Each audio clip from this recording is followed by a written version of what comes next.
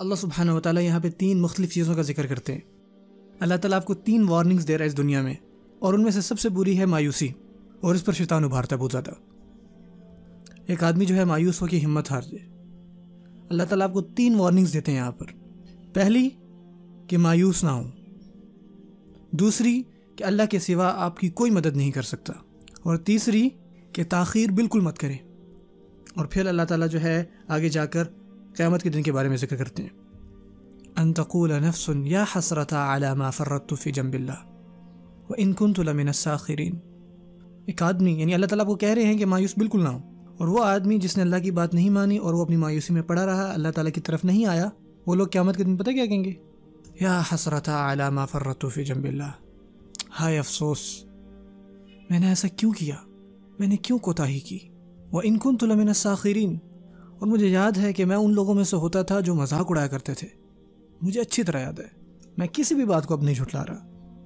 وہ آدمی قیامت کے دن بھی مایوس ہوگا، اس کا ایٹیٹیوڈ بالکل چینج نہیں ہوا، بلکہ وہ قیامت کے دن اور بڑھ جائے گا، اور وہ بالکل مایوسیت میں ڈوب جائے گا۔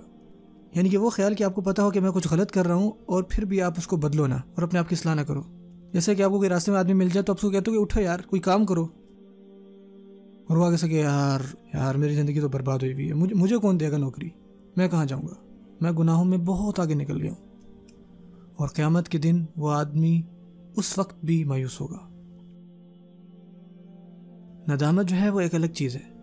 ندامت آپ کو ہو سکتی ہے کیونکہ یہ چیزیں آپ کو اللہ کی طرف لے جاتی ہیں۔ مایوسی بہت بری ہے، اور یہ اللہ تعالیٰ سے آپ کو دور لے جاتی ہے۔ اور قیامت کے دن وہ کسی بات کو نہیں جھٹلائے گا، اور وہ کہے گا کہ ٹھیک ہے مجھے پتا تھا لیکن پھر بھی میں نے اپنے آپ کو تبدیل نہیں کیا۔ اللہ تعالیٰ سے مایوس ہو جانا، جیسے کہ ایک سسٹر کہتی ہیں، اور یقین کیجیے میں بہت سنتا ہوں، وہ کہتی ہیں کہ میں حجاب نہیں پہنوں گی کیونکہ میں نماز نہیں پڑھتی، کیونکہ میں روزے نہیں رکھتی اس وجہ سے میں نماز نہیں پڑھوں گی، یا میں نماز نہیں پڑھتا تو میں روزے بھی نہیں رکھوں گا، میرا پیسہ حرام ہے، میں حج پر نہیں جا سکتا۔ شیطان یہ ساری باتیں آپ کے اندر ڈالتا ہے۔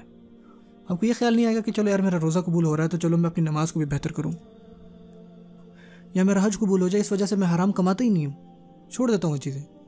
شیطان آپ کو پیچھے کھینچتا ہے۔ وہ آپ کو گناہ سے پہلے کہتا ہے اللہ تعالیٰ معاف کرنے والا ہے، کوئی بات نہیں، گناہ کر لو۔